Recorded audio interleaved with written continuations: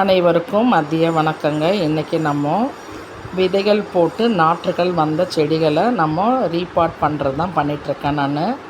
First வந்து நம்ம மண் வாங்கிட்டு வந்துட்டோம். தோட்டத்து மண்ணுங்க, அது ஒரு மூட்டை வாங்கிட்டு வந்துட்டோம். கோகோ பீட் 5 கிலோ வாங்கிட்டு வந்துட்டேன். அதை தண்ணி ஊற்றி நல்லா ஊற வச்சிட்ருக்கேன். அப்படியே மாட்டு எரு ஒரு மூட்டை, மண்புழு உரம் ஒரு கிலோ, எல்லாத்தையும் போட்டு நல்லா மிக்ஸ் பண்ணிட்டாங்க.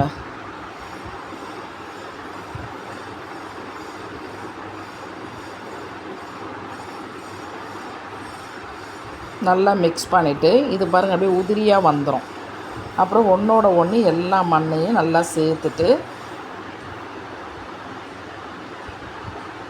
மொத்தம் 10 ஆன்லைனில் பேக் போட்டிருந்தாங்க.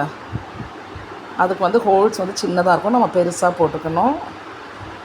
இது உரம் மண் எல்லாத்தையும் மிக்ஸ் பண்ணிவிட்டு அடுத்து வந்து அந்த ஹோல்ஸ் கிட்ட ஃபஸ்ட்டு நான் ஒரு சின்ன ஓடு மாதிரி ஒன்று வச்சுருக்கேன். அதுக்கப்புறம் நம்ம வீட்டில் காய வச்ச வெங்காயத்தூள், பூண்டுத்தூள், காய்கறி வேஸ்ட்டு எல்லாமே ஃபஸ்ட்டு ஒரு லேயர் போட்டுட்டேன் நான். அதுக்கப்புறம் நம்ம கலந்து வச்சுருக்க மண் கலவை போட்டுட்டு நம்ம வச்சுருக்க செடிகள் வந்து 3 செடி புதுசாக வாங்கியிருந்தாங்க. ரோஸ், சாமந்தி 2, அதையும் நட்டுட்டு வேர் பாதிக்காமல் நம்ம சைடில் இருக்க மண்ணை மட்டும் தட்டணும்.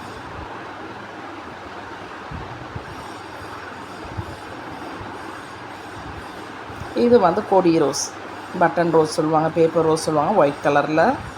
ஆல்ரெடி நம்ம வீட்டில் இருக்குது, இன்னும் பூக்கள் கொடுக்கல. சரி, இன்னொன்று வாங்கலான்னு வாங்கிட்டேன் நான். இதை அந்த மாதிரி நட்டுட்டு அதுக்கப்புறம் மண் போட்டு நல்லா அந்த நம்ம ஒட்டு கொடுத்துருப்பாங்க, ஒட்டு செடினா அது மாதிரிக்கும் மண்ணை போட்டு நல்லா மூடிடணுங்க. அதுக்கப்புறம் கடைசியில் தண்ணி ஊற்றி நல்லா கொஞ்சம் நிறைய தண்ணி ஊற்றி வச்சுருக்கேன். ஏன்னா ஃபஸ்ட் டைம் வைக்கிறதா இல்லை. இந்த ரோஸ் தாங்க, அது நிறைய பூக்கள் கொடுப்பாங்க இந்த ரோஸ். அடுத்து அப்படியே வந்து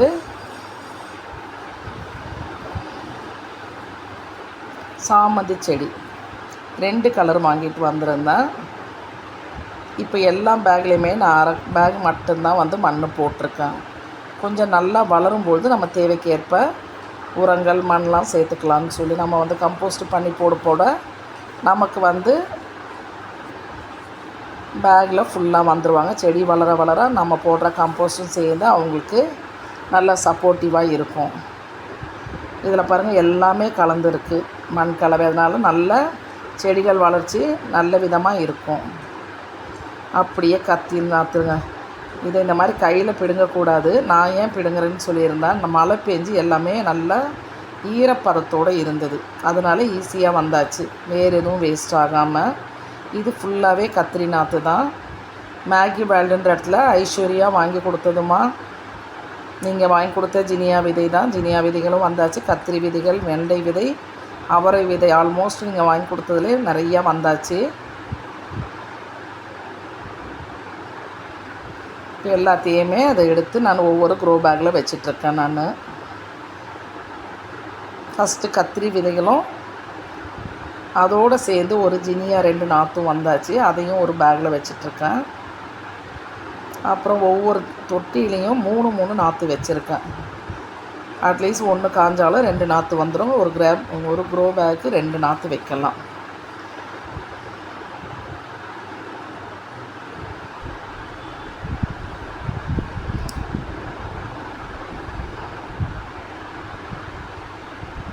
பத்து பேக்லேயுமே நான் வச்சுருக்கிறது கத்திரி செடி, 2 சாமந்தி, 1 ரோஸு, அப்புறம் தக்காளி விதைகள் போட்டு நாற்று வந்திருந்தாங்க. அவங்களையும் பிடுங்கி நேற்று எல்லாத்தையுமே நம்ம நடவு செஞ்சிட்டோம். அதுக்கப்புறமா நம்முடைய வளர்ச்சிகள் எப்படி இருக்குதுன்னு பார்ப்போம். இப்போ எந்த உரங்களும் கொடுக்க வேணாம். 15 நாளைக்கு ஒரு தடவை அரிசி கழுவுன தண்ணி மட்டும் கொடுத்தா போதும்.